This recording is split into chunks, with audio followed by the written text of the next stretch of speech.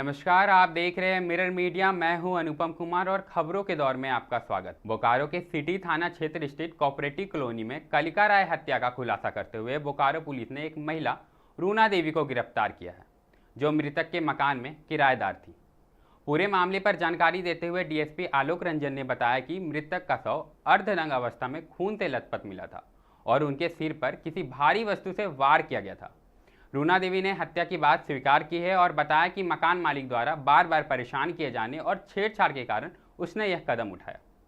हत्या की रात कलिका राय ने उसे मछली देने के बहाने बुलाया था। गलत हरकत का विरोध करने पर रूना देवी ने किचन से लोढ़ा उठाकर उनका सर और चेहरे पर वार कर दिया, जिससे उसकी मौके पर ही मौत हो गई। घटना के बाद उसने मकान का ताला लगाकर चाबी बाहर फेंक दी। पुलिस ने हत्या में प्रयुक्त लोढ़ा, खून से सना नाइटी, मोबाइल और चाबी बरामद की। दिनांक 11 मई 2025 को कोऑपरेटिव सोसाइटी में प्लॉट नंबर 192A में बीएससिटी थाना अंतर्गत एक सूचना मिली कि एक बंद घर में एक बुजुर्ग व्यक्ति हैं जिनका एक बॉडी मिला है। तो बीएससिटी के थाना के द्वारा इसकी जाकर के वहाँ पे जांच पड़ताल किया गया। जांच पड़ताल में यह पाया गया कि वहाँ पे एक व्यक्ति हैं जिनका घर विगत 4-5 दिनों से खाली था। उनके बेटे एक साथ में रहते थे, जो किसी बच्चे के एडमिशन के लिए वो बाहर गए हुए थे और वो अकेले ही थे पिछले 3-4 दिनों से। तो बंद था कमरा। उसमें जो घटना का जो प्रथम दृष्टया ही देखने से प्रतीत हुआ कि ये एक हत्या का मामला है। तो इसकी गंभीरता को लेते हुए पुलिस अधीक्षक महोदय के द्वारा एक एसआईटी का गठन किया गया, जिसमें मेरे द्वारा एवं स्वयं और बीएससिटी थाना प्रभारी सुदामा कुमार दास, सेक्टर 4 थाना प्रभारी संजय कुमार एवं ये शैलेंद्र पासवान सब इंस्पेक्टर और महती बाईपोई सब इंस्पेक्टर रीता पासवान अफसर में ये सभी के द्वारा एक टीम गठन किया गया था। उस गठन के बाद उसमें जांच पड़ताल किया गया। इसमें जो अभियुक्त जो इसमें संलिप्तता है, जो मुख्य अभियुक्त का, वो है रूना देवी। उम्र इनका तकरीबन 60 वर्ष है। पति नवल ठाकुर, वो सेम उसी बिल्डिंग में ही रहती थी ऊपर में और भाड़ेदार के रूप में रह रही थी।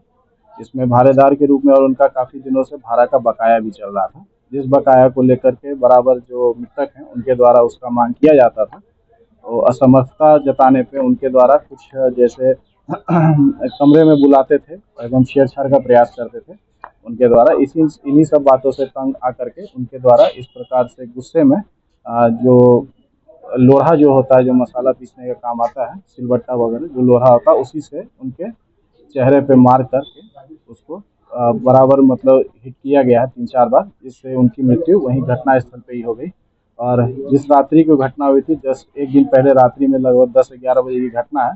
उनके द्वारा उनको फ़ोन करके मछली मांगा गया था। वो एक दुकान भी करती हैं, मछली वगैरह भी वहाँ बनता है शायद से। तो वो बोले थे कि मछली लेकर के आने के लिए, वही लेके गई। फिर किराए का मांग हुआ और इन्हीं सब चीज़ को लेकर के फिर उनके द्वारा असमर्थता बताने पे वो मतलब छेड़छाड़ का प्रयास हुआ, जिससे उनके द्वारा ये काम किया गया है महिला के द्वारा।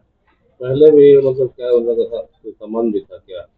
ये प्रायः चूंकि बकाया काफ़ी दिनों से था, जब भी डिमांड करते थे तो मृतका के ये जो अभियुक्त जो है मुख्य इसमें जो महिला है, उनके द्वारा बताया गया कि असमर्थता बताने पे पैसे का नहीं होने के कारण वो बराबर उनके साथ इस तरह का गलत हरकत करने का प्रयास करते थे, जिस कारण से तंग आकर के आखिरी में इनके द्वारा ये किया गया है। और किसी की संलिप्तता? अभी तक इसमें किसी और की संलिप्तता नहीं आई है और उन्होंने भी ये स्वीकार नहीं किया कि कोई और है संलिप्त। घटना को अंजाम मतलब कैसे दिए? घटना को वही मतलब कि जो रात्रि में उनके द्वारा मछली का मांग किया गया था अभियुक्त से, मृतक जो है वो जो महिला अभियुक्त जो है उनके द्वारा की मछली लेकर के घर में आने के लिए, तो वो गई थी रात में उस दिन। उसके बाद फिर किराए के बाद के विषय पे बात हुआ और विषय के बात होने के बाद असमर्थता जताने पे छेड़छाड़ का प्रयास किया गया और उसी में उनको जो है सो बेडरूम में ले जा करके चेहरे पर लोहे से मार के उनकी हत्या की गई। जब्ती में जो है जैसे खून लगा हुआ उनका नाइटी है, वो जब्त किया गया है। लोहा जो प्रयुक्त हुआ तो वो चीज़ है उसमें।